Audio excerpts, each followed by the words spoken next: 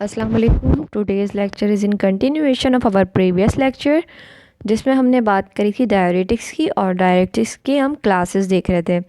Diuretics की class 1 हमने detail में देख रही थी, जिसमें साइट 1 डायरेटिक्स का हमने देखा। देन अब हम बात करेंगे साइट 3 की, ठीक है। जो साइट 2 है ना, वो हम बाद में देखेंगे, पहले हम देखेंगे साइट 3, क्योंकि साइट 1 और साइट 3 का आपस में थोड़ा बहुत लिंक है। जो हमने देखा था ना यहाँ से कि थायराइड डायरेटिक्स भी जो है वो साइट 1 से समहाउ रिजेंबल करके इन्हीं से निकले हुए होते हैं, तो इसी वजह से ये वाली लाइन, ठीक है, इसी वजह से हम साइट 1 के बाद साइट 3 देख रहे हैं। साइट 3 डायरेटिक्स की अगर हम बात करें, इसमें thyroid and thyroid like diuretics होते हैं। अच्छा, इसमें जो पेरेंट कंपाउंड होता है हमारे पास क्या है, क्लोरामिनोफिनामाइड, जो हमने यहाँ पे देखा था साइट 1 के अंदर, ठीक है, क्लोरामिनोफिनामाइड, ठीक है। तो chloraminophenamide is the parent compound for the site 3 diuretics. अच्छा, और इसका अगर हम बात करें तो ये पेरेंट कंपाउंड है किसके लिए, development of thyroid diuretics when it is treated with the acetylating reagents, cyclization occurs and thiazides were formed. जब आप क्लोरामिनोफिनामाइड्स को ट्रीट करेंगे किससे, एसिटाइलेटिंग रिएजेंट्स के साथ, तो इसमें क्या होगी, साइक्लाइजेशन का प्रोसेस होगा, जिसके नतीजे में हमें थायराइड्स मिल रहे होते हैं, ठीक है। अच्छा, the use of aldehydes and ketones in replace of the acetylating reagents. अगर हम एसिटाइलेटिंग रिएजेंट की जगह एल्डिहाइड या कीटोन यूज़ करेंगे तो हमें डाईहाइड्रो डेरिवेटिव्स मिलेंगे किसके, थायराइड के, और वो कहलाएंगे हाइड्रोथायराइड।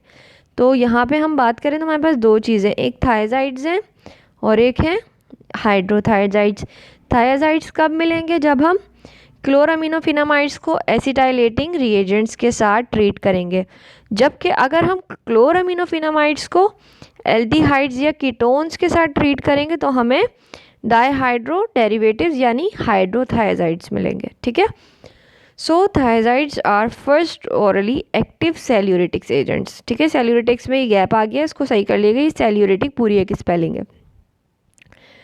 तो थायराइड डायरेटिक्स की अगर हम बात करें तो सबसे पहला ओरली एडमिनिस्ट्रेड कंपाउंड है डायरेटिक्स का, जिसकी क्वालिटी क्या है, खासियत कैरेक्टरिस्टिक्स क्या है कि वो सेल्यूरेटिक्स यानी सॉल्ट्स की एक्सक्रीशन, स्पेशली सोडियम्स सॉल्ट की एक्सक्रीशन बॉडी से बढ़ाता है। एफएआर की बात करें, स्ट्रक्चर एक्टिविटी रिलेशनशिप की, साइट 3 डायरेटिक्स की, तो वो क्या है, at second position small alkyl group can be present like methyl, ठीक है। सेकंड पोजीशन पे इस जगह यहाँ पे कोई अल्काइल ग्रुप हो सकता है, जैसे कि मिथाइल, जैसे कि मिथाइल हो सकता है। उसके अलावा third position is extremely important for molecular modification. अगर हम इस मॉलिक्यूल में थायराइड के कोई मॉडिफिकेशन लाना चाह रहे हैं, ठीक है, कोई नया मॉलिक्यूल बनाना चाह रहे हैं, तो उसके लिए थर्ड पोजीशन बहुत इम्पॉर्टेंट है, ठीक है। Then substitution at third position is important to determine the potency and the duration of action of thyroid diuretics. तो अगर हम थर्ड पोजीशन पे कोई भी सब्स्टिट्यूशन करते हैं, कोई भी कंपाउंड उस पर जाके लगाते हैं थर्ड पोजीशन पे, तो वो जो है उसकी पोटेंसी और उसका ड्यूरेशन ऑफ एक्शन के, वो कितनी टाइम बाद थायराइड डायरेटिक बॉडी में एक्शन अपना परफॉर्म करेगा, वो डिटरमाइन करेगा।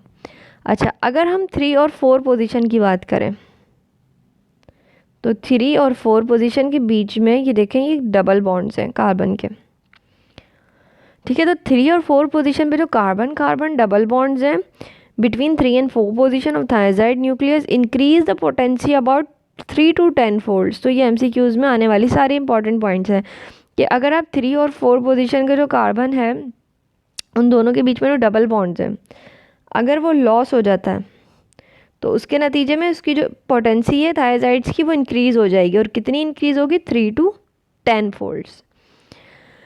पोटेंसी ऑफ थायराइड्स इज, अगर थायराइड की बात करें तो उनकी पोटेंसी 500 से 2000 मिलीग्राम है, जबकि हाइड्रोथायराइड्स की पोटेंसी इनसे कम होती है, कितनी होगी, 250 to 500, यानी 250 से 500 मिलीग्राम है। क्यों क्यों कम है इनकी?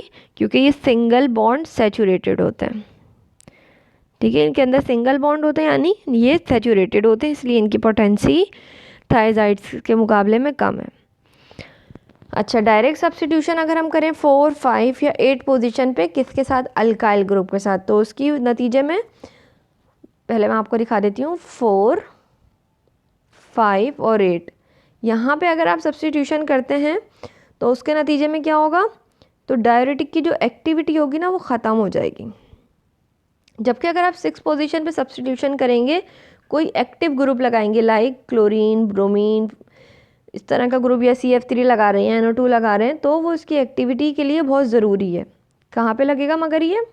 एट द पोजीशन नंबर 6, यानी इस R3 की जगह पे,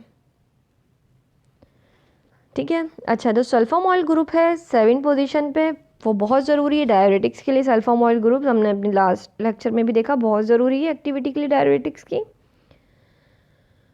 उसके अलावा थायजाइड डायरेटिक्स की अगर हम बात करें, जैसे कि क्विनथाइजोन हो गए, मेटलोजोन्स हो गए, मेफ्रोसाइड्स हो गए, क्लोपामाइड्स हो गए, ठीक है, ये वाले जो डायरेटिक्स है ना, अब वो थायजाइड डायरेटिक्स में नहीं आते, मगर इनका जो साइट ऑफ एक्शन है और इनकी एफिकेसी और electrolyte pattern and adverse effects वो मिल रहे होते हैं थायजाइड से, ठीक है।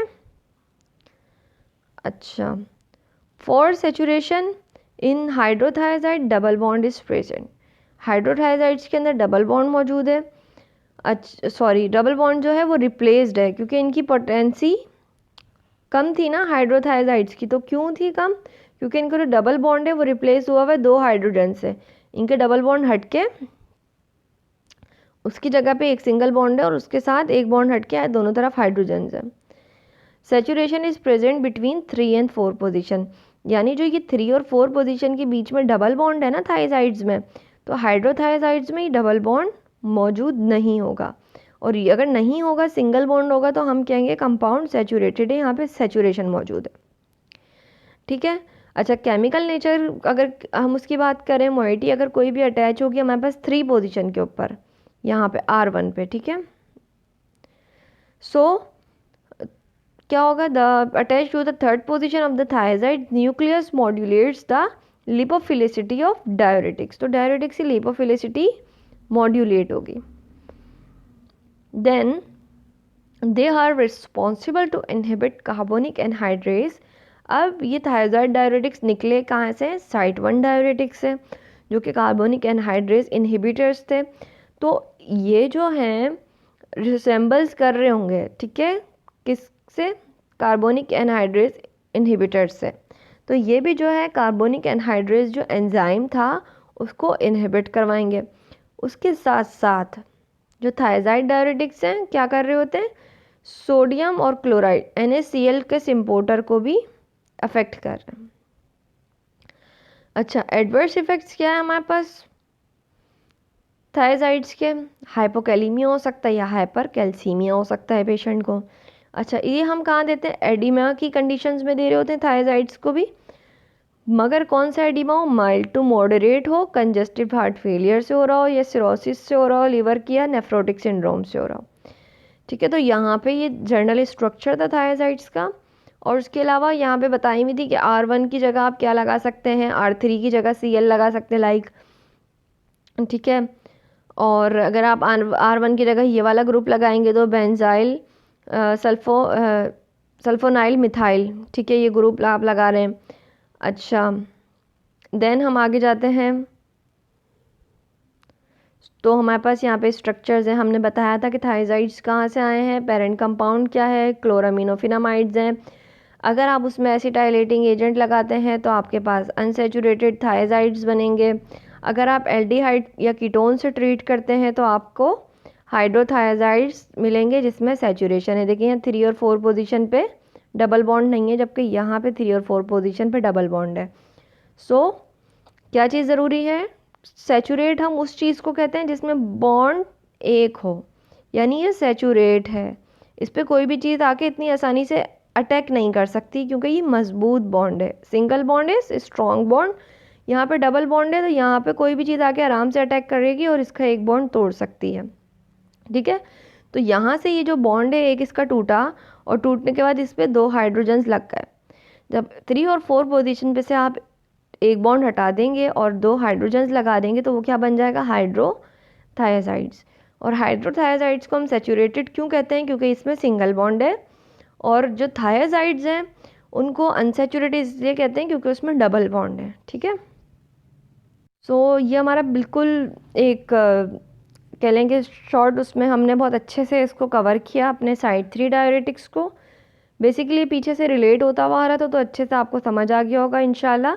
नेक्स्ट लेक्चर में हम अपने साइड 2 डायरेटिक्स देखेंगे। Till then take care yourself and अल्लाह हाफिज़।